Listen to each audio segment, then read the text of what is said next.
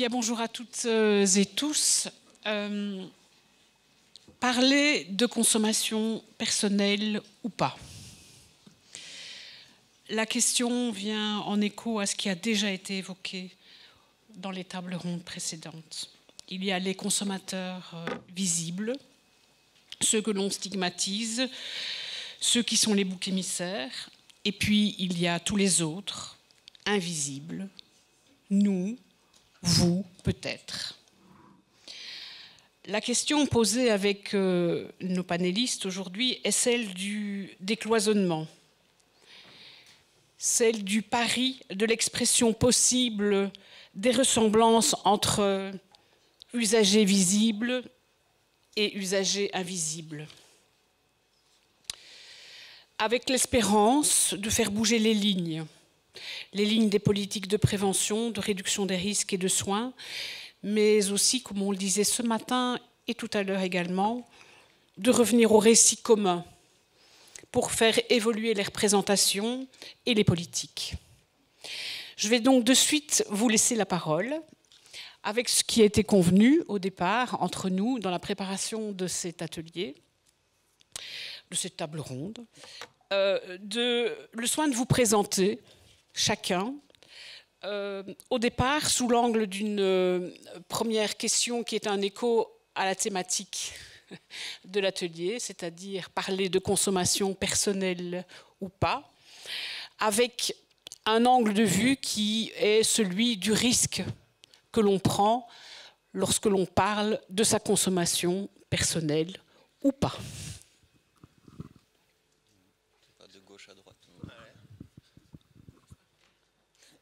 Oh, je peux commencer. C'est moi qui prends les plus gros risques, hein, comme d'habitude. Donc, qui je suis? Je suis un homme blanc, universitaire, hétérosexuel, de bientôt plus de 50 ans. Autant dire que la seule discrimination ou difficulté identitaire que j'ai pu connaître, c'est que les gens ont beaucoup de difficultés à prononcer mon nom de famille et à l'écrire d'ailleurs. Alors à ce confort identitaire s'ajoute une série de protections sociales qui font en sorte que ma prise de parole publique s'appuie sur des signes extérieurs de légitimité sociale. Et donc là, je réponds peut-être un peu plus précisément à la question qui était indiquée.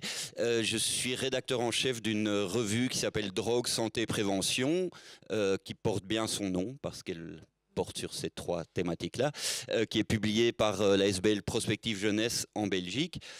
Au moment de commettre ce dont je vais vous parler ultérieurement, j'étais aussi président de la Ligue des droits humains, qui s'appelle encore, mais j'espère que ça changera bientôt, Ligue des droits de l'homme en France et en Suisse.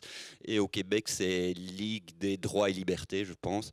Donc, toutes des associations sœurs ou cousines qui font partie de la Fédération internationale de défense des droits humains. Et alors ça peut avoir l'air anecdotique, mais j'étais humoriste depuis 8 ans sur la chaîne de radio de service public francophone belge qui s'appelle La Première. Si je le mentionne, c'est que ça m'a permis de fréquenter pendant 8 ans et de développer un réseau de connivence, d'amitié, de relations avec le monde journalistique francophone. Et donc voilà pour mon CV. Et c'est tout ça qui m'a mené à proposer fin 2023 à une série de personnes de signer un texte qui s'appelle « Nous avons consommé des drogues illégales ». Il y avait une quarantaine de signataires dans la première version.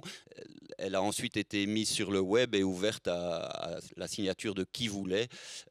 Et donc on en a à peu près 500 signataires pour la Belgique, hein, pour la Belgique francophone. Ça, j'aurai l'occasion d'y revenir, peut-être dans la dernière partie, pour essayer de vous dire ce qui a bien marché, ce qui aurait pu mieux marcher, si jamais d'autres entendent se lancer dans le même type de projet.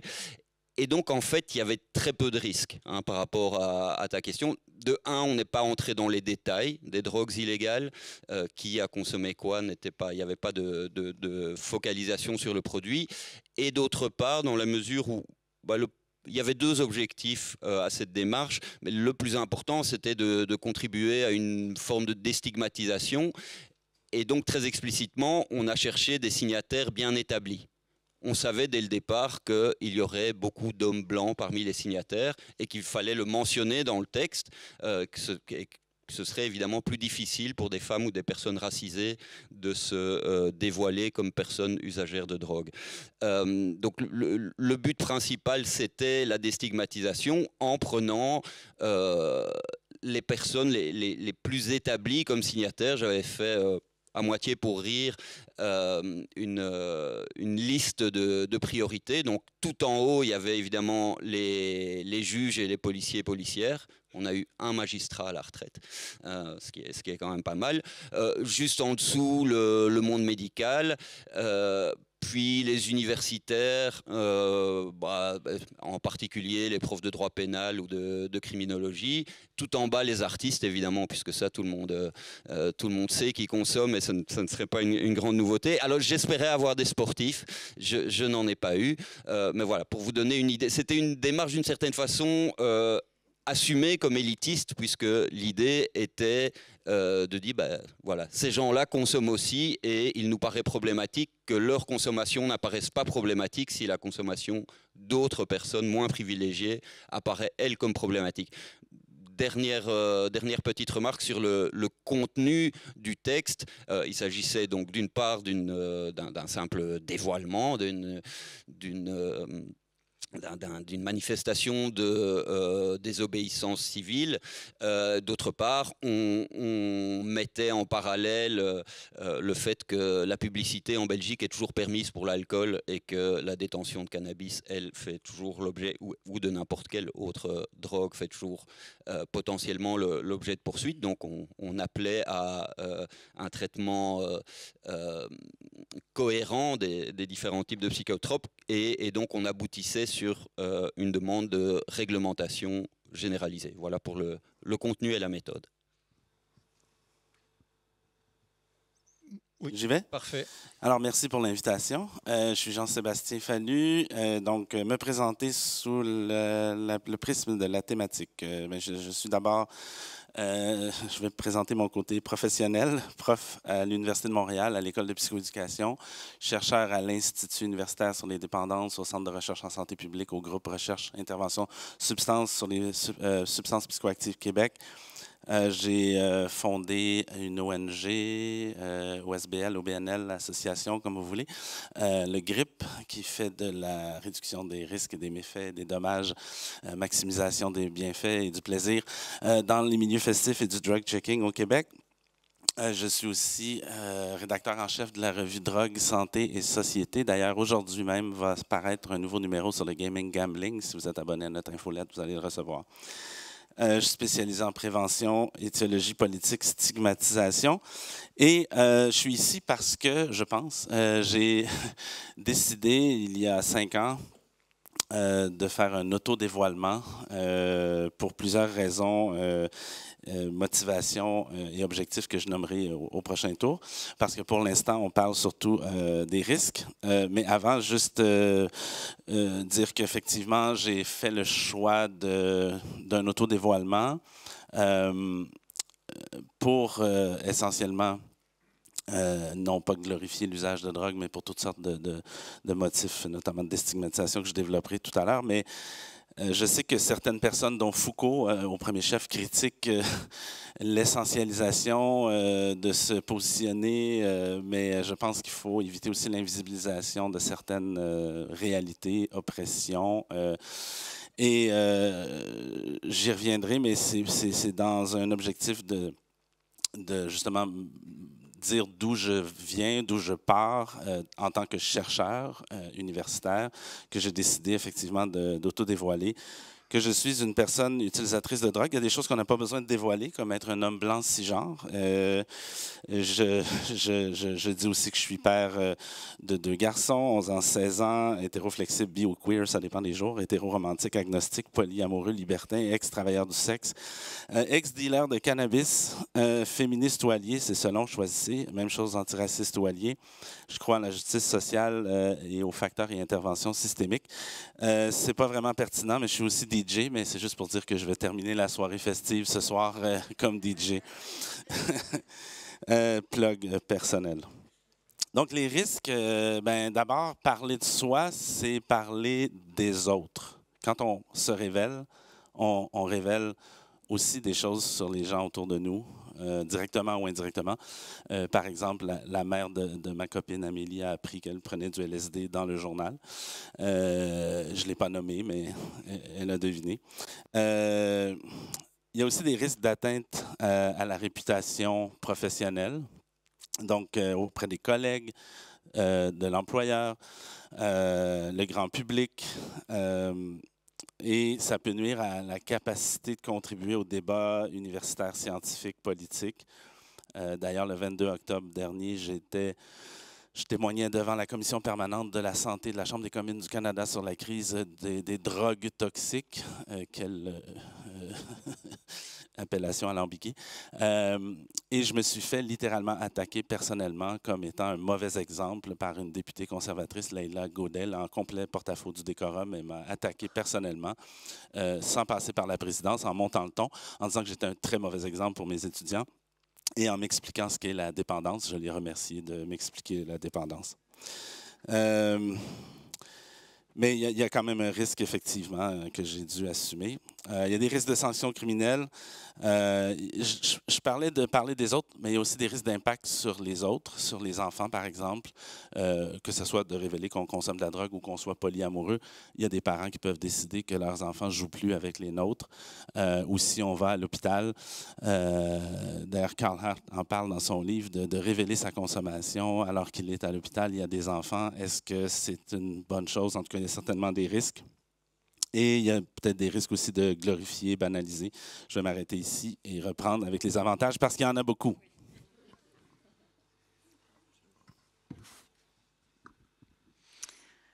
Bien, bonjour à toutes et tous.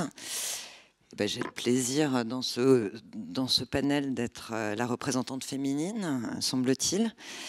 Donc, je m'appelle Naïra Meliava, je suis bricologue. Il semblerait que j'ai suivi un cursus de psychologie, mais je n'ai pas dû cocher toutes les cases. Je suis directrice générale de l'association Opélia et je suis aussi administratrice de la fédération Addiction. Alors jusqu'ici, je vous ai dévoilé des rôles et fonctions. Je pourrais aussi vous dire que je suis maman d'un pré-ado. Semble-t-il, vu la table ronde précédente, ça comporte quelques risques. Mais j'avoue que mon esprit de contradiction fait que j'adore le risque. Étonnamment, il y a quelques années de ça, vous m'auriez demandé si j'allais intervenir sur une table ronde autour du dévoilement. J'aurais pensé à mes pères et je me serais dit, père PIR, psychologue pour le coup, et je me serais dit, non, ça, je ne le ferai pas. Mais je suis contemporaine et je vais considérer là que je suis dans un espace suffisamment de sécurité pour vous dire que moi aussi, je suis usagère. Usagère de nombreuses substances que j'ai découvertes plus ou moins précocement, qui ont été parfois de très très bons compagnons. Et j'avoue, pour être complètement contemporaine, qu'en ce moment, je fais l'expérience d'un truc absolument atroce, dont on ne m'avait pas forcément tant parlé que ça, qui est l'expérience du sevrage. Évidemment, je déconne quand je parle de... On n'en a pas beaucoup parlé. Mais je fais aussi l'expérience de ce merveilleux truc qui s'appelle la substitution. Tout ça pour vous dire que ma plus grande dépendance, ça a été celle du tabac. Et on aurait pu me dire que franchement, c'est galère d'arrêter, ça aurait été plus sympa avant. Dans tous les cas, ma jeune expérience autour de ça, autour de ces usages, me font dire que moi j'ai eu du bol parce que dans mon histoire autour des substances, j'ai surtout découvert les potentiels plaisirs. Donc potentiel hédonique, pas mal du tout. Potentiel thérapeutique, oh oui combien. Demain j'aurai la chance de vous parler du trauma. Je ne dévoilerai pas aujourd'hui mon intervention de demain. Et potentiel social. J'avoue que du côté des dangerosités, c'est pas hyper expérientiel de mon côté. Alors, je crois, quand on a préparé, on a parlé des enjeux autour de cette question du dévoilement de substances et des risques. Et le premier, moi, qui m'a interpellée, c'est qu'en fait, le dévoilement, et c'est en écoutant Jean-Sébastien parler d'auto-dévoilement, et je me disais, mais pourquoi on a rajouté le mot auto? Je ne dévoile que ce que je souhaite dévoiler. Du coup, je suis allée rechercher un peu ce que voulait dire dévoilement. Et dévoiler, c'est retirer le voile, la couverture. Et en fait, au sens de, on va faire découvrir une vérité. Et d'ailleurs, c'est très en lien en termes d'étymologie avec le terme révélare, la révélation. Donc, c'est la notion de vérité. Mais peut-être je vous ai-je menti dans mon dévoilement. Et est-ce que ça reste un dévoilement si je mens? Voilà, ça c'est un premier enjeu qui m'intéresse, moi, sur cette question de la vérité, surtout qu'en tant que bricologue, moi la vérité, je ne sais pas bien de quoi on parle. En tout cas, j'ai envie de parler de subjectivité, de différentes facettes. Je suis plurielle et je suis complexe. J'aimerais être simple. J'aimerais avoir un discours simple, Fabrice. Je te jure, mais je ne le suis pas. Et je n'ai pas de discours simple. Bref, en tout cas, moi, ce qui m'interpelle et l'enjeu principal que j'identifie et le risque principal, c'est cette question de la sécurité et du risque de parler. Et en fait, cette question du rapport à l'intime, moi, m'amène à me questionner sur le changement du rapport à l'intime actuel. L'intime, et donc dans le dévoilement, il y a cette question de je vais finalement lever quelque chose pour vous donner accès à une partie de moi. Et je trouve que notre société fait beaucoup bouger ces normes sociales de l'intime et provoque un certain changement qui parfois me déstabilise beaucoup. Vous avez peut-être eu ouï dire de notre député qui malheureusement a fait l'usage de la 3MMC. Alors, manque de bol, en plus, il a acheté un mineur, en plus, il est député. Résultat des courses, direct, si ce n'est pas la condamnation, c'est immédiatement les soins. Bon, ok. Mais tout ça est mis sur la place publique. Et finalement, aujourd'hui, la question du dévoilement de l'intime, c'est la question aussi du risque du regard. Mon regard sur moi, le regard de l'autre sur moi. Et donc, effectivement, moi, le premier enjeu que j'ai envie de pointer, c'est cette question et du risque autour de la liberté. Quelle liberté j'ai à me dévoiler ou non, et y compris dans les soins. Moi, je remercie grandement les personnes que j'accompagne et qui font ce risque, qui prennent ce risque à mes côtés de se dévoiler dans l'accompagnement que je leur propose. Et voilà, j'aurai plaisir de continuer à parler, non pas des risques, mais peut-être des avantages, justement. Bonjour à tous, David Perrin. Commencer par quoi? C'est assez difficile. J'ai aucun souci à parler de mes consommations, sauf devant une grande assemblée comme celle-ci. J'ai toujours eu de la facilité à parler de mes consommations à partir du moment où j'en avais. Exemple, j'ai fumé ma première cigarette à 8 ans. J'ai pris ma première cuite à 13 ans. J'ai fumé mon premier joint à 15 ans. Ma première pilule d'ecstasy, c'était 21 ans. Mon premier buvard, 22. Enfin, voilà. Et puis, dans mon travail, en tout cas, je vais vous parler un petit peu de mon travail après. J'ai aucun souci de parler de ma consommation. C'est même un outil que j'utilise en fait pour pouvoir rentrer en interaction. Je travaille en tout cas à première ligne à Genève et à Nuit Blanche, en tout cas depuis 11 ans. Et ce qui est intéressant, c'est que j'ai fait ma lettre de motivation en parlant de ma consommation. Pourquoi? Alors, je suis français et j'ai trouvé intéressant l'ouverture de la Suisse par rapport à ça, avec la loi des 4 piliers, et puis la réduction des risques. Et puis, en fait, c'était pour moi assez nouveau de voir qu'en fait, dans le travail social en Suisse, voilà, on peut peut-être amener une part d'expérience personnelle dans son travail. Du coup, j'ai fait ma lettre de motivation, j'ai fait mon entretien dans lequel j'ai parlé de ma consommation, et puis ça a été accepté. Et voilà, ça m'a beaucoup inspiré, motivé, etc. Je n'étais pas forcément diplômé à ce moment-là, mais voilà, je travaillais déjà dans le milieu médico-social. Et je me suis formé, donc maintenant je suis travailleur social et voilà, je suis diplômé depuis peu. Tout ça pour dire qu'aujourd'hui, je travaille dans différents domaines donc de la réduction des risques. Donc j'ai beaucoup travaillé en nightlife en fait, des stands en club, en festival, en rave party. Je travaille aussi au drug checking de Genève. je travaille en consultation en ligne, je fais aussi du travail de rue, et puis j'ai aussi travaillé dans la salle de consommation du K9. Tout ça pour dire qu'en fait, les consommateurs eux-mêmes nous posent souvent la question. Pourquoi tu fais ce travail? Et du coup, j'ai aucune difficulté à parler de ma consommation.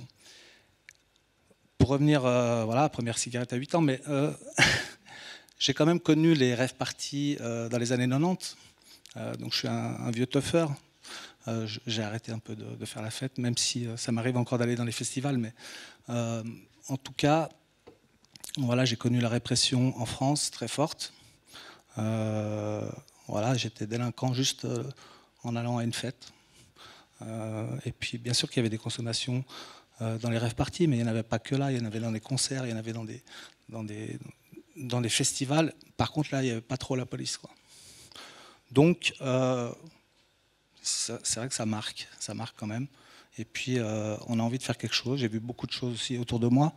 J'ai pris beaucoup de risques moi-même. J'ai vu des prises de risques. Il y a eu des décès, etc. Donc, il y avait, au bout d'un moment, il y a l'envie quand même de s'investir dans ces questions-là, en fait. Donc, voilà. Se dévoiler, c'est pas un souci en soi. J'utilise beaucoup, comme je disais tout à l'heure, en fait, ma consommation comme un outil dans les entretiens, par exemple. Mais je crois que c'est oui, on repassera maintenant à cette tour de parole sur... Allô, oui. On va maintenant aborder aussi voilà, les avantages éventuels, les objectifs qu'on peut avoir. En tout cas, on a ces dernières années quand même plus de prises de parole de différents types, dans différentes sphères, privées ou publiques, sur les réseaux sociaux, dans le cadre du travail, qui en effet comportent des risques aussi très différents. On a aussi des gens qui, une fois qu'ils ne sont plus en poste, qui sont à la retraite, commencent à prendre la parole de façon plus ouverte.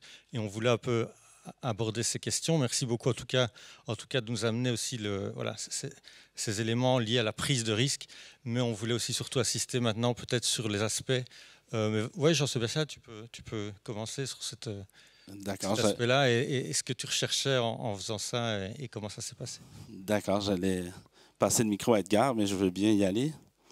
En termes d'avantages, motifs, objectifs, bon, je commence à vieillir, je fais la même blague, mais je suis invité, on me paye l'avion, l'hôtel pour venir parler de ma consommation de drogue dans des congrès un peu partout à travers le monde. Au-delà de cette blague, qui n'est pas complètement une blague, il y a un peu de vérité. En plus, je vais jouer comme DJ. La première chose, c'est que ça soulage de cesser de vivre dans le placard, dans le garde-robe, surtout quand on est quelqu'un qui aime être cohérent. Donc, c'est aussi dans un objectif d'être cohérent. Je vais faire un lien avec la table ronde des usagers-usagères, mais la réaction aux tables rondes de l'avant-midi quand Guillaume, Fabrice disaient que, bon, on était là pour vous étiez là pour cocher une case. Moi, c'est quelque chose qui m'a animé aussi dans mon autodévoilement parce que j'en avais un peu marre d'être je suis tout à fait d'accord d'impliquer les personnes concernées, mais dès lors qu'il s'agit de parler de consommation, je n'ai pas besoin d'un token dans mes projets de recherche. Je suis un usager de drogue. Et j'en avais un peu marre du clivage, du cloisonnement, les chercheurs qui ne consomment pas et les consommateurs qui ne cherchent pas. C'est complètement faux. Il y a plein de chercheurs qui consomment. J'en connais plein. Et il y a plein de consommateurs qui cherchent aussi, qui sont des chercheurs. Et donc, dans une logique aussi de mixité des identités, même si je veux visibiliser des identités distinctes, je pense que c'est important aussi de pouvoir mixer les identités. Je voulais... C'est pas pour glorifier l'usage que j'ai fait ça, c'est vraiment dans un objectif de tenter de changer les représentations sociales et de déstigmatiser dans une logique d'équité, diversité, inclusion, parce que les personnes utilisatrices de drogue, appelons-les comme on veut, les personnes avec une expérience vécue ou continue de consommation de drogue méritent d'exister et d'être incluses dans notre société. Point. Et je voulais profiter de mes privilèges d'homme blanc, de prof d'université qui a une permanence, j'y reviendrai, pour essayer, effectivement, c'est sûr que le coming out est beaucoup plus facile ou plus difficile, plus on est à risque d'être criminalisé ou d'être stigmatisé, donc notamment les personnes racisées. Donc j'ai voulu profiter de mon statut, de mes privilèges pour essayer de finalement présenter un portrait moins hypocrite de la réalité, parce qu'on voit seulement les usages problématiques dans les représentations sociales, ou presque. Moi, je connais des policiers, des avocats, des juges, des comptables, des politiciens, des journalistes qui vont dans les teufs, qui prennent des drogues, mais ce n'est pas représenté. Et donc, on a une représentation complètement hypocrite de la réalité. Et comme on le dit depuis ce matin, l'usage de drogue, comme la sexualité, fait partie de la réalité humaine et animale et en fera toujours partie, et c'est un comportement normal. Et je voulais tenter, bien humblement, de contribuer à rendre ce comportement-là un peu plus normal. Les avantages, au-delà de mes objectifs et motifs que je viens de nommer, ben c'est aussi, même strictement en tant que chercheur, d'avoir une transparence, une réflexivité dans la collecte de données, dans le processus de recherche, en phase avec les principes fondamentaux de la science. Normalement, on se fait croire que la science est objective, mais elle ne l'est pas. On tente d'aspirer à une vérité, mais on a des postures et il y a des choix. Il y a une subjectivité et des choix idéologiques qui sont faits dans les questions qu'on pose, dans les questions qu'on ne pose pas, dans les mesures, ce qu'on mesure, ce qu'on choisit comme indicateur pour évaluer quelque chose, les analyses qu'on fait pas, qu'est-ce qu'on interprète des données, qu'est-ce qu'on dit comme conclusion, limite, etc. Donc, je voulais cette transparence-là. Je pense que ça peut, même si j'ai parlé tout à l'heure de risque, je pense qu'à l'inverse, ça peut aussi permettre d'améliorer, d'offrir des occasions d'améliorer les connaissances, les politiques sur les drogues, quand on révèle ça. Même améliorer la compréhension des personnes qui consomment, la compréhension de la recherche. Puis même, oui, contribuer à des objectifs d'activisme, notamment de déstigmatisation, mais beaucoup plus. Et peut-être aussi inspirer d'autres personnes à faire ce coming out ou même à valider leur existence. Moi, j'ai une brève anecdote, j'en ai eu beaucoup d'anecdotes suite à mon autodévoilement, mais j'ai une étudiante qui était dans mon cours en 3e année de bac et elle est consommatrice, polyamoureuse, et elle était ostracisée par ses collègues de classe en psychoéducation et elle croyait abandonner parce qu'elle croyait que c'était pas pour elle. Et à partir du moment où il y a eu, il y a 2 ans, un article dans la presse qui révélait plusieurs choses sur moi, ça a complètement changé sa perspective parce que son prof, la force des représentations, là, son prof était lui aussi un utilisateur de drogue, polyamoureux, ex-travailleur du sexe, et tout d'un coup, ça validait sa propre existence. Et aujourd'hui, elle a décidé de continuer. Elle est à la maîtrise en psychoéducation. Puis en terminant, ben, je pense que ça permet simplement d'humaniser les personnes qui consomment, mais aussi humaniser les scientifiques qui, franchement, ont besoin de l'être souvent. Merci. Je vais peut-être te passer la parole et aussi peut-être aborder les motifs, les objectifs et comment on peut travailler ça aussi dans le cadre du travail, dans notre secteur, des professionnels donc, qui sont en lien avec des personnes usagères de drogue et comment est-ce qu'on peut mettre ça au travail. Ben, en tout cas, pour ma part, le dévoilement, je crois que c'est avant tout et fondamentalement, c'est créer du lien. Et je tiens beaucoup à cette question du lien, puisque je pense que ça part de la question de comment je m'engage dans la relation et comment je peux finalement obtenir un soutien, effectivement faire tomber certains tabous, dissiper des préjugés, mais c'est aussi à travers cette notion de partage de l'expérience. Je dis que je suis psychologue parce que fondamentalement, c'est pas mon cursus universitaire qui m'a appris à accompagner les personnes que j'ai accompagnés et qui faisaient usage de substances, qui avaient vécu des traumas, qui vivaient des traumas. C'est la relation et c'est la rencontre. Donc c'est bien le lien qui a fait de moi la professionnelle que je suis devenue. Et je crois fondamentalement que c'est là où il y a quelque chose de l'ordre de l'expérience et aussi l'importance de ce dévoilement-là. Je pense que j'aimerais amener juste un point qui pour moi est assez important dans cette question du pourquoi et qu'est-ce qu'on en a envie. J'aime bien rappeler Rogers. Alors effectivement, pour moi, sur l'approche centrée sur la personne, ça me paraît un peu fondamental. Il disait un élément que je trouve très intéressant. Il disait la curiosité, l'ouverture, le courage sont essentiels dans l'approche de la connaissance de soi. Et je trouve que ça parle beaucoup de ce qui se passe dans nos accompagnements, dans notre secteur. Je pense que c'est à la fois une curiosité adaptée au bon endroit, curiosité de se rencontrer, curiosité de rencontrer l'autre, courage de se rencontrer, parce que je pense qu'en tant que professionnel, on se rencontre tout autant qu'on rencontre les personnes que l'on accompagne, et une ouverture, parce qu'à chaque fois, c'est une découverte. Il n'y a pas une personne et une expérience de consommation, une expérience de vie qui sera similaire. J'ai beau être passionnée par les états de conscience modifiés, je trouve qu'ils sont toujours modifiés différemment. Donc je pense que c'est vraiment ce dévoilement, c'est une démarche constructive. C'est là où pour moi ça dépasse la question de la parole. C'est un acte que l'on pose dans la relation. Et je voudrais juste, parce que ce matin, Gladys, tu as dit, il ne faut plus être dans le discours, il faut quitter le discours et il faut du récit. Et en même temps, je crois que se dévoiler, et quand j'entends mes comparses là, on a tous nommé des choses, mais on ne sait pas raconter. Et je crois que dans notre métier, tu disais souvent, les personnes qu'on accompagne nous disent, mais et toi, tu as consommé? Moi, j'ai été très touchée par un sketch de Dupontel, très ancien.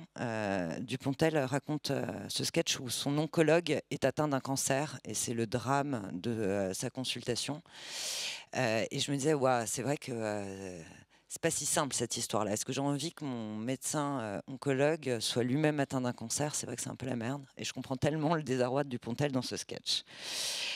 Évidemment que la question de qu'est-ce que je nomme et qu'est-ce que je raconte, il faut que ce soit au service de l'accompagnement. Et je crois que c'est aussi la question du collectif de l'accompagnement.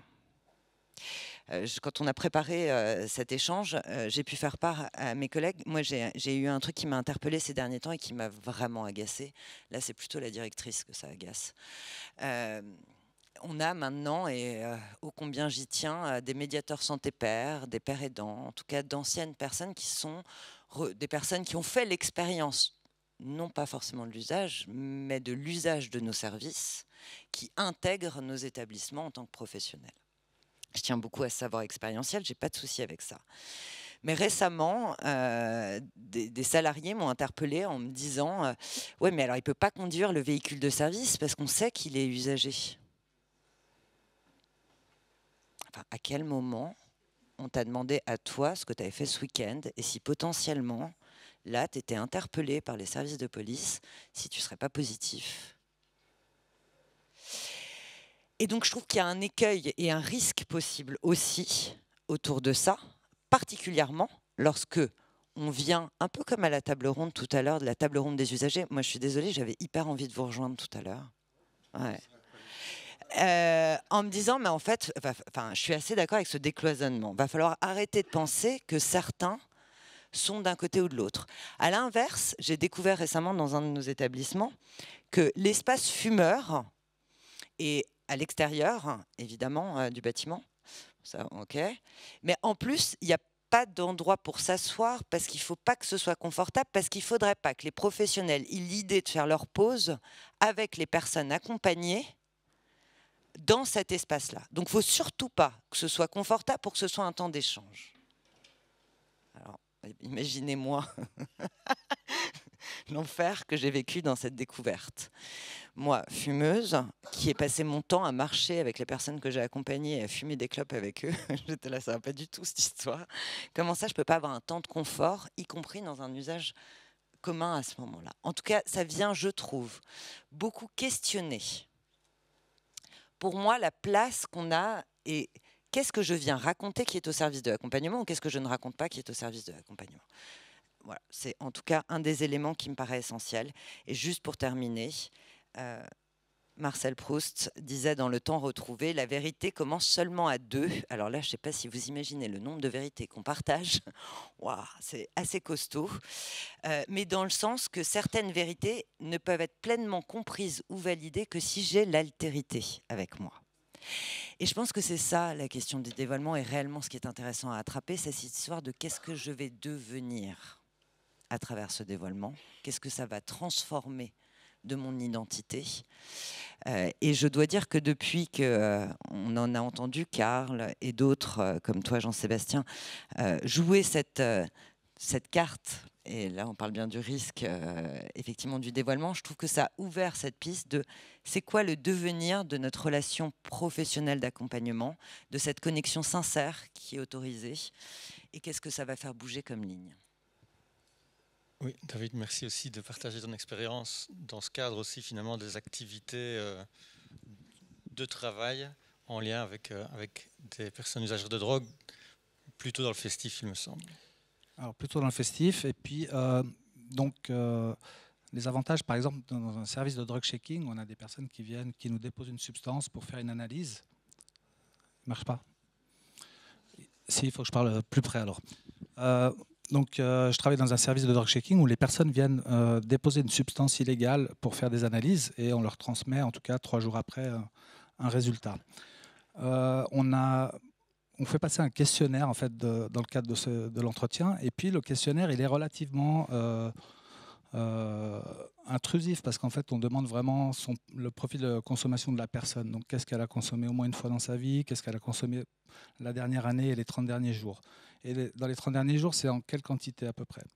Donc c'est quand même relativement intrusif. Et puis pour mener ce type d'entretien, il faut quand même avoir certaines techniques d'entretien. Et puis il faut être clairement non jugeant. Hein. Et en général, quand je sens que la personne est justement en culpabilité ou dans une forme de honte, parce que ça peut paraître beaucoup comme type de consommation. En général, là, j'amène en fait mes propres consommations pour un peu comme un brise-glace, et puis pour alléger un petit peu l'entretien et puis dire en fait, voilà, tu es un usager, mais moi aussi, alors moi, je consomme plus, mais je me considère en tout cas comme un expert, EXPAIR. Voilà, c'est une posture professionnelle que je défends en tout cas.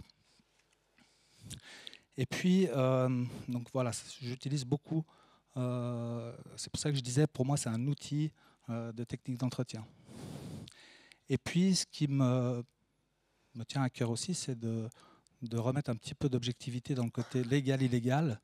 Moi, dans ma propre consommation, j'ai pas forcément eu de problématique avec les substances illégales, quoique j'ai quand même eu des dépendances, mais pas forcément d'addiction.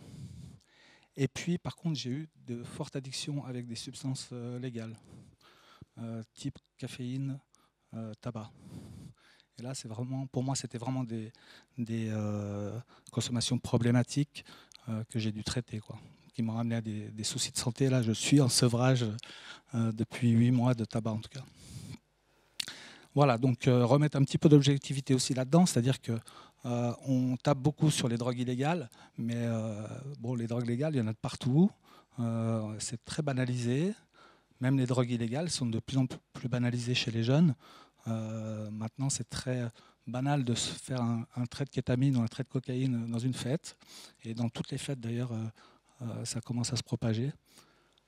Donc, qu'est-ce qu'on fait avec tout ça? Et puis, ce qui est intéressant aussi dans le drug checking, c'est qu'on voit un petit peu le marché des substances. Et le marché des substances, il est vraiment en roue libre. Hein. C'est en train de prendre des tournures dramatiques avec des substances qui sont vraiment hyper dangereuses, quoi.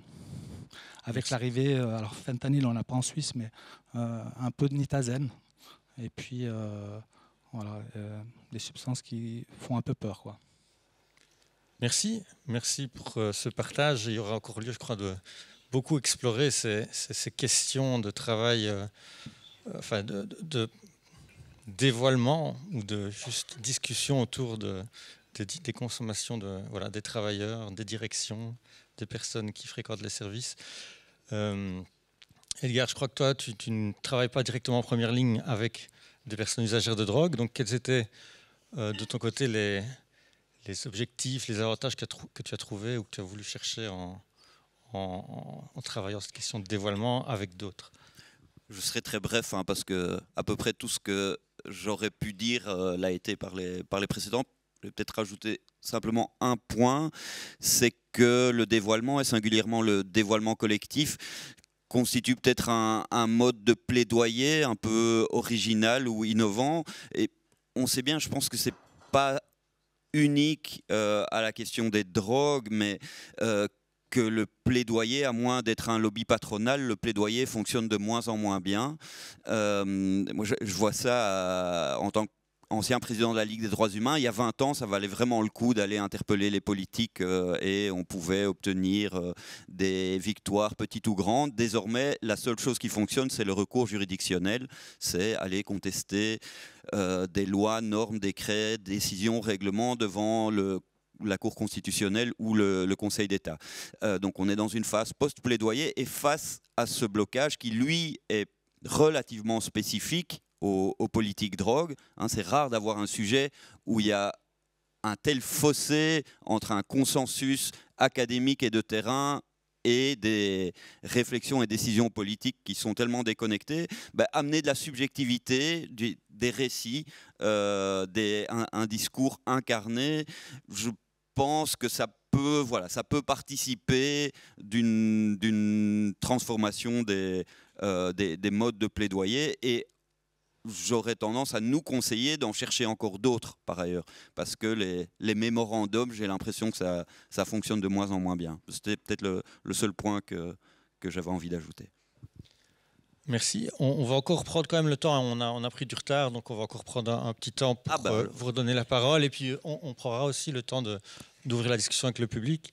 Oui, d'abord, j'ai envie de réagir. Je sais que c'est un panel, c'est pas un débat, mais je suis peut-être un peu en désaccord avec l'importance du dévoilement, de l'autodévoilement. Si on regarde les communautés gays, c'est plus vraiment d'actualité. C'est plus un enjeu souvent pour les personnes gays de faire un dévoilement. Les choses ont changé. Ça dépend peut-être des sociétés. Je parle en tout cas au Québec. Mais pour la question, je vais partir de la fin. Pour moi, il faut absolument déstigmatiser, normaliser, et c'est impossible sans légaliser.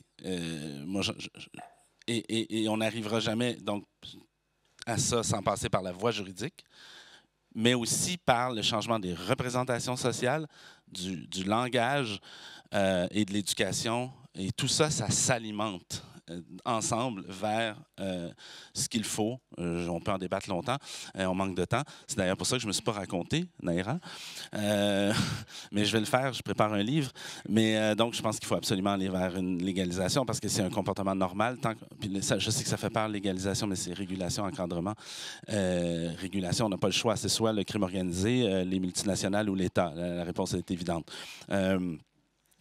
Je veux quand même revenir rapidement sur un enjeu qui n'a pas été nommé. Je pense qu'il est important aussi, c'est dans le dévoilement, c'est qu'il y a une nette différence entre avoir été usager, avoir été addict, être usager ou être addict. C'est 4 réalités.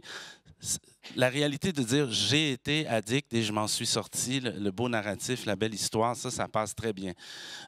C'est d'être actuellement usagers qui passent souvent moins bien. Les questions de quand est-ce que c'est le bon moment de se révéler et en quel lieu, partout. Commencer par les proches. Il y a 2 stratégies d'y aller par une évaluation des risques, comme j'ai fait. J'ai rien inventé. C'est Carl Hart qui m'a inspiré à Porto. Il nous a lancé une injonction « Get out of the closet ». Sur le coup, j'ai fait comme « Ouais, tu sais... » plus tard, j'ai réalisé que c'était une mission personnelle, mais que je ne courais pas grand risque parce que j'avais ma permanence, ma crédibilité comme chercheur était établie. J'aurais fait ça en début de carrière, probablement que je ne serais pas ici devant vous. Mais des gens comme Carl disent « Non, allons-y, risquons tout. La prison, il faut le faire, les gens meurent. » Puis bon, je pense qu'il faut y aller chacun en fonction de sa propre évaluation de la réalité. Mais c'est vrai que ça joue. J'ai un collègue, on était à Mayotte, quelques-uns d'entre nous, récemment, Loïc Eppelboim me disait qu'il n'aurait jamais fait ce qu'il fait maintenant, c'est-à-dire porter des dreads, puis s'habiller en hippie au début de sa carrière, puis il se fait juger. Même maintenant, il rencontre des docteurs qui sont comme « Ah, vous travaillez en médecine? Ah oui. Comme infirmier, comme préposé aux bénéficiaires? Non, comme top docteur. » Mais bref. Donc, je termine en disant, quand devons-nous révéler? Je dirais maintenant. Voilà. Donc là, oui, c'était un peu la question ici pour terminer le panel, et peut-être juste 1 minute chacun sur ces bons espaces, ces bons temps. Bon moment, bon temps. Effectivement, moi, je te rejoins. D'abord, par moment, il y a urgence à se dévoiler. Urgence à se dévoiler par les enjeux que tu viens citer. Urgence à se dévoiler quand, pour une raison ou pour une autre, dans mon parcours de vie, j'ai besoin d'être accompagnée. Et oui, j'ai besoin d'en parler là. Moi, j'adore les professionnels, et j'en parlerai peut-être demain, mais qui vous disent « mais je comprends pas, il m'en a parlé sur le pas de la porte, on était dans le couloir à la machine à café, enfin bref, c'était pas le bon moment, c'était pas le bon endroit, et évidemment, il m'a sorti l'élément. » Bah oui, mais en fait, c'est le moment où si c'était le bon moment pour la personne. Donc, bon moment, bon temps, moi, je les connais pas. Je trouve que c'est très difficile de déterminer cette notion-là. Mais j'aime bien ce qui a été amené tout à l'heure autour de l'adolescence. En tout cas, moi, ce qui me paraît extrêmement important, on a beaucoup parlé longtemps, en tout cas chez les psy et tout ce que vous mettez derrière, de cette question de la juste distance. Je crois que ça non plus, j'avais pas tout à fait compris ce qu'on entendait par là. Et moi, j'aime bien la notion de la juste proxémie. Et en fait, j'aime bien la notion d'éthique pour plein de raisons, mais du coup, j'aime bien l'idée de l'éthique de l'intimité. Alors peut-être parce qu'il y a la question du trauma derrière. Je ne peux pas être en Suisse et ne pas parler de Jung. Jung, il a passé sa vie à avoir des secrets. Il a fini par écrire Ma vie en parlant de ses 3 grands secrets, qui étaient ses 3 grands cauchemars, et en disant « toute ma vie, j'ai tué ces secrets et qui m'ont construit ». Et je crois que cette éthique de l'intime, c'est comment accepter que dans l'intime et dans le dévoilement, il y a une partie qui restera peut-être secrète ou pas, qui se dévoilera par moments, dans certains contextes, qui se nommera à certains moments. C'est la question de la juste parole et d'accepter aussi que je ne vais ni être intrusif en étant celui qui entend, même si peut-être il y a des éléments que j'aimerais questionner pour mieux comprendre. Je vais aller ni trop près, je vais être trop loin au risque d'être abandonnique. Et c'est compliqué de trouver cet endroit-là, en tout cas quand je suis du côté de celui qui accompagne.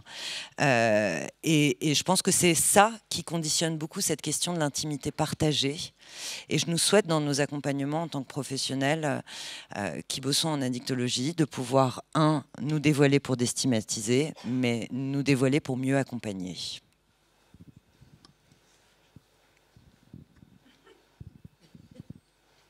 Alors, est-ce qu'il y a des bons endroits, des bons moments, si c'est bien ça la question? En tout cas, moi, je le fais depuis tout jeune, avec ma famille, avec mes amis. C'est clair qu'il y a des cercles où c'est plus difficile. Là, je le fais en tout cas dans mon travail relativement facilement. Avec la hiérarchie, c'est un petit peu plus dur. Avec, avec les politiques et les médias, c'est quand même plus dur. Faut pas se leurrer. Donc, oui, il y a des endroits... on prend moins de risques, il y a des endroits où on prend plus de risques. Ça, c'est toujours une question, mais je ne sais pas si c'est une question de, voilà, dans quel état on est actuel, dans le moment, quoi. Et puis, qu'est-ce qu'on a envie de dévoiler à ce moment-là? Est-ce qu'on se sent en sécurité de le dévoiler? Aujourd'hui, pour moi, c'était un grand défi, en tout cas, de le faire devant une assemblée aussi grande. On m'a proposé ça au mois d'avril, et puis on m'avait pas dit à l'époque que c'était filmé. Donc voilà, je me retrouve à être filmé et dans le dévoilement. Donc voilà, ça, j'aurais pas imaginé non plus, comme Naïra, tu l'as énoncé, quoi. Donc voilà, c'est très difficile de répondre à cette question. En tout cas, il y a des endroits, voilà, on se sent de le faire, il y a des endroits où on se sent de ne pas le faire. Ou en tout cas, on a envie de garder quand même une part de secret ou d'intimité ou de pudeur, en tout cas. Merci. Bon, en ce qui concerne notre démarche, évidemment, elle est un peu différente dans la mesure où elle est collective et donc l'attention est un peu dispersée sur l'ensemble des signataires. J'aurais tendance à dire que, sans répondre où et quand, ce qui est intéressant dans cette démarche-là, c'est de savoir comment. Le plus dur, pour vous donner une idée, c'est évidemment de trouver les 10 premiers signataires, beaucoup plus que de trouver les 90 suivants. Il faut atteindre une masse critique qui fait en sorte que finalement les autres se disent il y a déjà tel doyen de l'université de Bruxelles qui a signé, tel juge à la retraite. Bon, on ne va pas m'emmerder si je rajoute ma signature à ces noms-là qui sont connus. Et donc, je réponds à la question plutôt sur le comment que sur le où et quand. Autre chose que j'aurais fait autrement maintenant et qui pourrait vous concerner, vous, à part les Français, c'est que quand on vit dans des pays fédéraux et polyglottes, c'est intéressant de faire traduire le texte et le faire signer parce que sinon, chez nous, en gros, c'est un peu apparu comme une démarche de gauchistes francophones rejetée par la droite flamande. Autre chose que là, on a bien réussi, c'est vraiment de travailler en cheville avec la presse, c'est-à-dire, moi j'ai proposé l'exclusivité à la radio publique et Le Soir, qui est un des 2 journaux de référence. Et en général, ça marche mieux de vendre l'exclusivité que d'annoncer aux journaux que vous allez faire quelque chose, bizarrement. Et du coup, les autres journaux en parlent, même s'ils n'ont pas l'exclusivité, mais ils en parlent parce qu'un journal en a parlé, alors que si vous dites à tous en même temps, on va faire ça, il n'y a personne qui en parle. Donc, toujours créer de la rareté, en fait, c'est très important. Voilà, il y a d'autres conseils dont on pourrait éventuellement parler dans les échanges. Et alors, j'ai l'autorisation de Romain de continuer jusqu'à 15h30, donc on va essayer de prendre directement 2-3 questions à la fois peut-être, et puis je vous laisse répondre. Bonjour, moi je m'appelle Paul Jennings, je suis médecin à la Fondation Phoenix. Et ce que j'ai remarqué aujourd'hui, je pense qu'un de nos plus grands problèmes, c'est ce côté moral qu'on surajoute sur les drogues et les addictions. Et c'est quelque chose que moi, je vois souvent avec mes patients, qu'ils se culpabilisent beaucoup et parfois, ça les empêche d'avancer ou ça les met en difficulté. Et je pense que c'est probablement aussi pourquoi il y a ce manque d'accompagnement et suivi chez les jeunes et les adolescents, parce qu'on met un truc moral sur la problématique. Pourtant, on sache que plus qu'on arrive à identifier ces problèmes et plus vite on les traite, mieux c'est. D'ailleurs, on fait des consultations adolescentes à la Fondation Phoenix, donc je fais mon petite publicité. Mais j'ai beaucoup aimé tous les participants et je trouve que vous avez beaucoup de courage et détermination. Mais je pense que le participant qui m'a marqué le plus, c'était Mélissa ce matin, qui pour moi incarne tellement de positivité et espoir.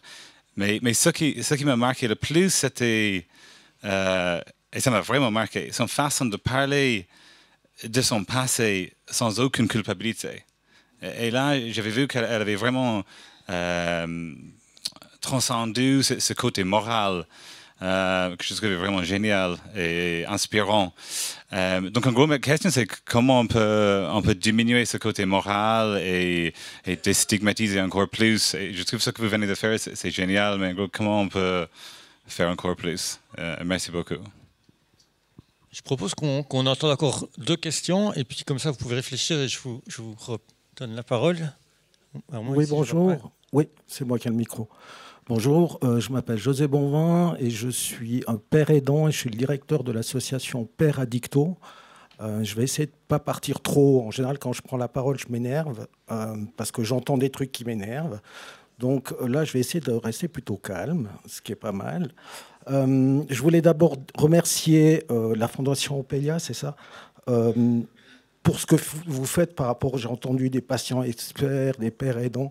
Ici, en Suisse, c'est le greenwashing. Hein. Je veux dire, la père aidant, c'est le greenwashing. Je veux dire, moi, ça fait 2 ans que j'ai ouvert cette association.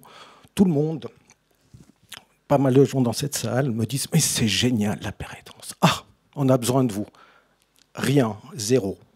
Jamais un téléphone, jamais une demande d'aide. Ça, c'est juste la réalité. C'est juste du greenwashing. Hein. La père aidance, actuellement, c'est juste ça. Et donc, j'avais besoin de pousser ce coup de gueule. Et je n'arrive pas à comprendre pourquoi vous avez tellement peur de nous, quoi. J'arrive pas à comprendre. Je vois en France, ça fonctionne, en Belgique, ça fonctionne, au Canada. En Suisse, il y a une peur incompréhensible. Donc voilà, ça c'était pour mon coup de gueule. Ensuite, je voulais dire, la fonction de père aidant, c'est vraiment, comme vous disiez, cette distance. Quelle est ma distance par rapport à la personne que j'accompagne? J'ai travaillé 6 mois comme intervenant en addiction et aussi père aidant à la prison de Pramont. Prison de Pramont, c'est une prison de jeunes mineurs avec des cas vraiment lourds. Et je me souviens, quand ils arrivaient, ils me disaient « Ah, enfin quelqu'un qui sait de quoi on parle ». J'ai vécu des années avec des blouses blanches qui m'ont fait des ronds, des carrés dans la phase X. Là. Ils me disaient « Ah, ok, toi tu me parles de ta vie ». Et moi, c'était ce que je faisais. Je me disais « Voilà mon gars, j'étais à Zurich dans les grandes années, j'ai mis des seringues dans les bras ». Et ça leur parlait. Et là, le lien de confiance était très vite créé. Et tout de suite, ils disaient « Ok, je vais te balancer parce que je sais que tu es passé par là. Je sais ce que c'est qu'un craving. Tu sais ce que c'est qu'un craving. » Et ça, c'est cette force. Et je n'arrive pas à comprendre pourquoi vous ne voulez pas bosser avec nous. Merci.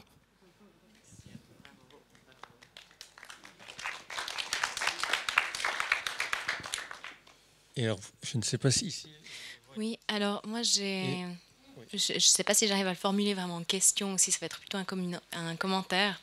Je m'appelle Rebecca Gray, je travaille au service médecine des addictions à Lausanne. Je redoute déjà un petit peu les réactions que je vais avoir face à mon commentaire. Donc j'ai un petit coup de stress là. Disclosure, je suis non-fumeuse. Et ça a toujours été un peu un questionnement pour moi, la banalisation de la consommation de tabac des soignants, des institutions qui travaillent en addictologie, alors qu'on sait que l'alcool et le tabac sont les principaux, sont les drogues qui tuent le plus, bien que ce sont les drogues légalisées. Il y a un paradoxe déjà là qu'on sait très bien.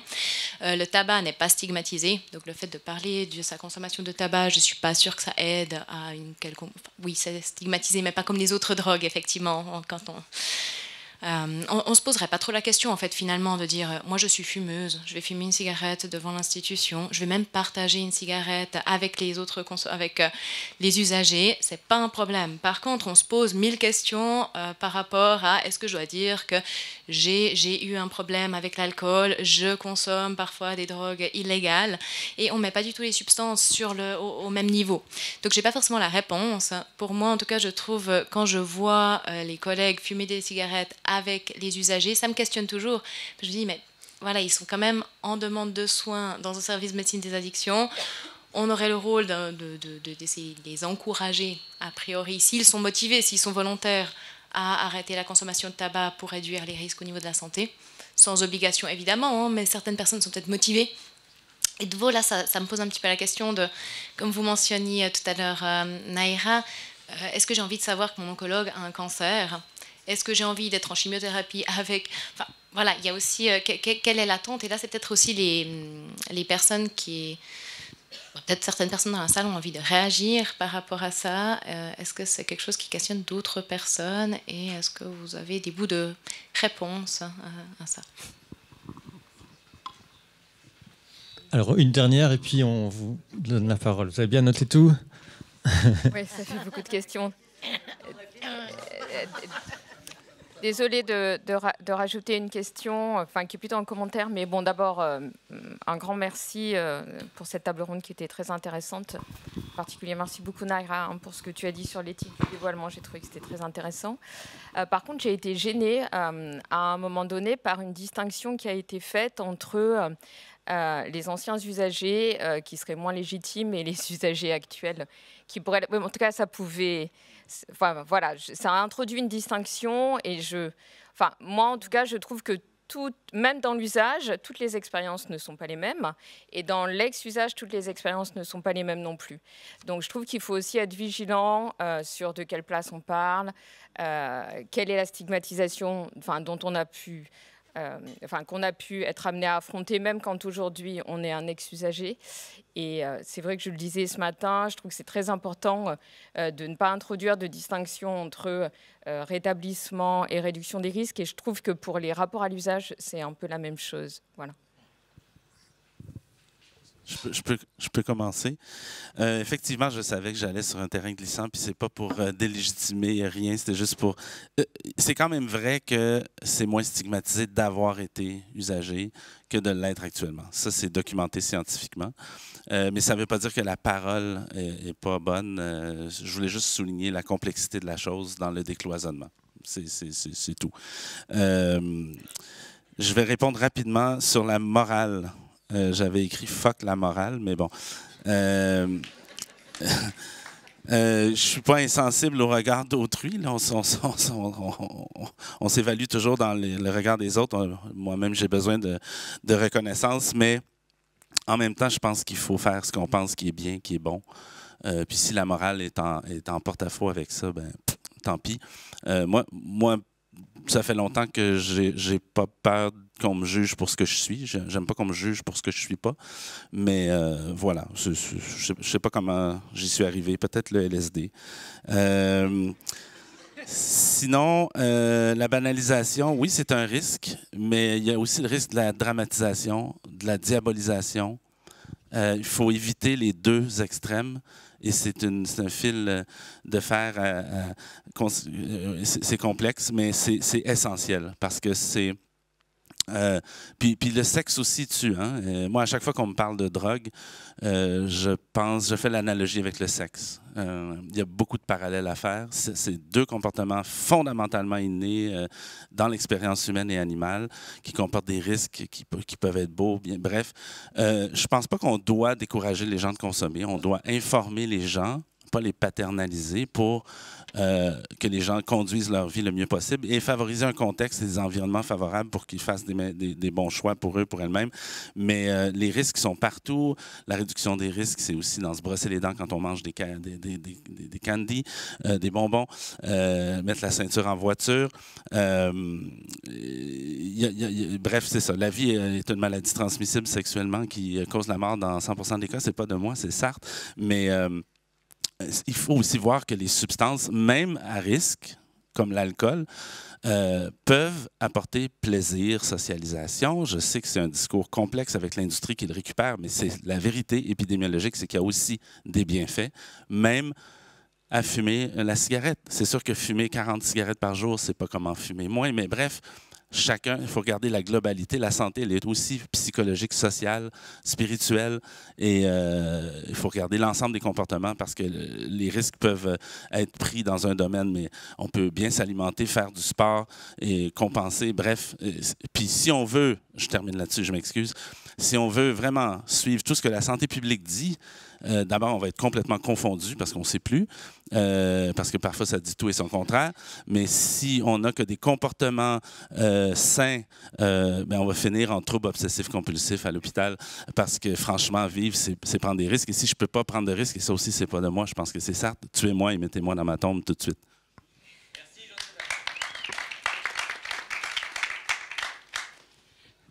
Je vais juste me tenter de répondre assez rapidement sur la question du tabac et chez les soignants. Alors moi, j'ai juste une légère problématique sur le principe d'exemplarité qu'on devrait avoir en tant que professionnel. D'abord, si je travaille dans le milieu dans lequel je travaille, je crois que c'est pas pour rien. Et c'est peut-être le premier boulot qu'on se doit de faire. Si j'ai passé ma carrière à travailler en addicto, ça vient pas de nulle part. Cette question de la passion des états modifiés de conscience, demain je vous parlerai du trauma.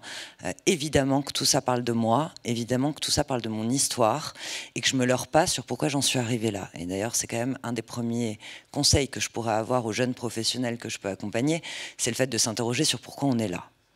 Tout à l'heure, on a parlé de la finalité. On est là parce qu'on a besoin d'accompagner, on a envie d'accompagner, mais il y a un truc qui est magnifique, ça s'appelle le pseudo-altruisme.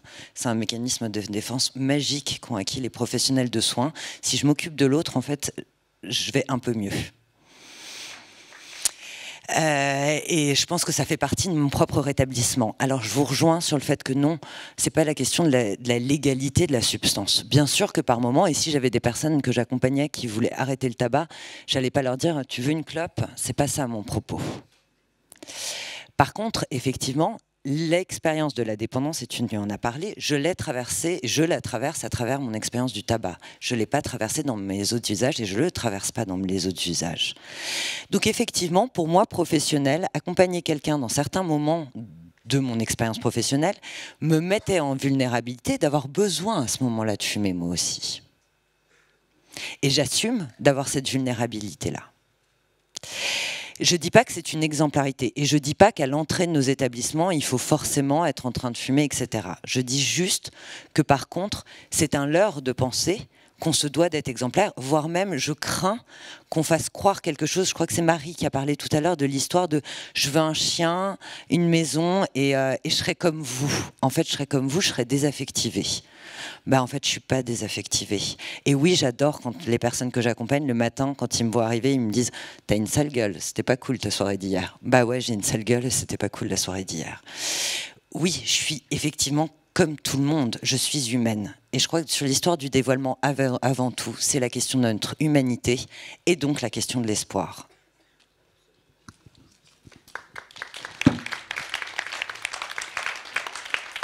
Merci pour vos réponses. Il y en a peut-être une sur laquelle peut-être tu voudrais réagir, David, concernant la pérédance ou un commentaire par rapport à ce qui a été dit.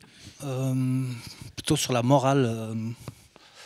Moi, il y a quelque chose qui, en tout cas, m'a marqué, par exemple, en travaillant dans les salles de consommation, c'est que les usagers entre eux même se jugent sur une forme de consommation. C'est-à-dire que les craqueurs, ils vont juger les injecteurs et inversement. Et des fois, ils vont donc, finalement, est-ce qu'il y a une substance plus dangereuse qu'une autre? Est-ce qu'il y a un mode de consommation plus dangereux qu'un autre? Voilà, ça, à chacun de savoir un petit peu où il en est. On n'a pas tous les mêmes sensibilités par rapport aux molécules. Il y a des substances vers lesquelles on est attiré, d'autres pas du tout. Voilà, chacun a sa propre morale. Je ne sais pas si on peut faire tomber tout ça, nous les professionnels en tout cas. Je ne suis pas sûr, parce que même les usagers eux-mêmes, c'est un peu une guerre des fois entre usagers, quoi. Toi, tu es plus toxicomane que moi, quoi. Donc... voilà, ça, je ne pense pas qu'on arrivera à faire tomber tout ça, quoi. Merci. Là, je reçois des consignes de pause. Il y a quand même la question de José, là. Oui. Mais oui. Sur la peur du pérédance. La pérédance, oui. Mais en Suisse, alors en tout cas, moi, je sais que voilà, je suis pas responsable d'un dispositif, donc je pense qu'il faudrait en tout cas réfléchir au niveau des directeurs, ouais, c'est clair. Il y a mon directeur qui est ici, j'en profite pour te dire, en fait, il faudrait peut-être aller le voir, mais voilà, en tout cas, Naïra, elle est en France, je sais pas, donc tu parlais de la Suisse, hein. Ouais. Il y a eu des tentatives, en tout cas, il me semble qu'il y a les HUG, le CAPARF qui est en train de travailler. Mais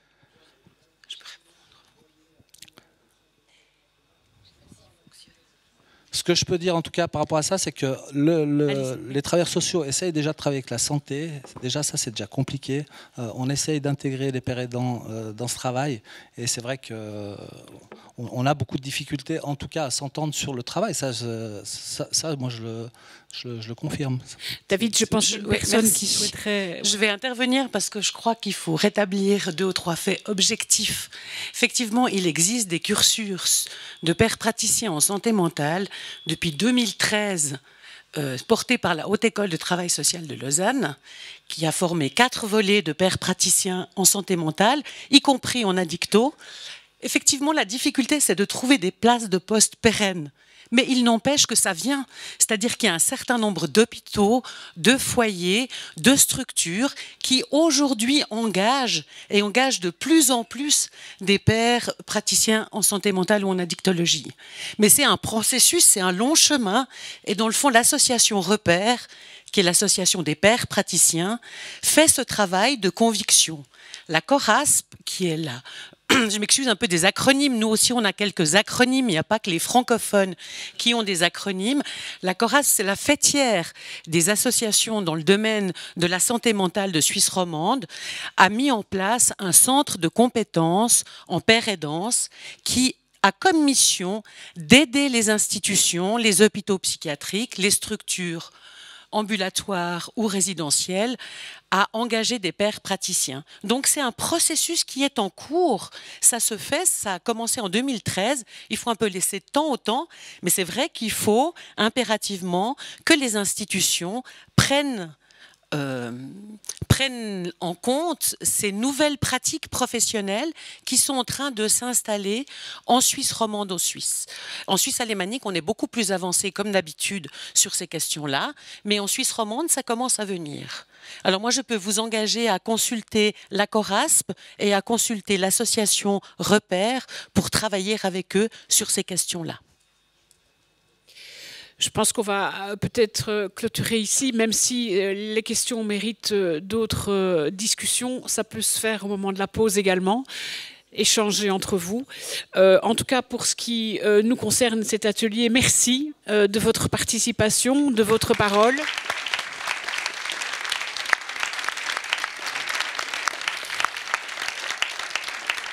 Juste vous dire que dans le manifeste, cette question et cette thématique est également présente et qu'elle se résume avec deux revendications dont on vient de parler d'ailleurs, qui est favoriser et protéger la prise de parole sur l'usage de drogue au-delà des situations d'addiction en offrant un cadre sécurisé juridiquement et informer les médias, les décideurs et le grand public sur la réalité de toutes les personnes qui consomment.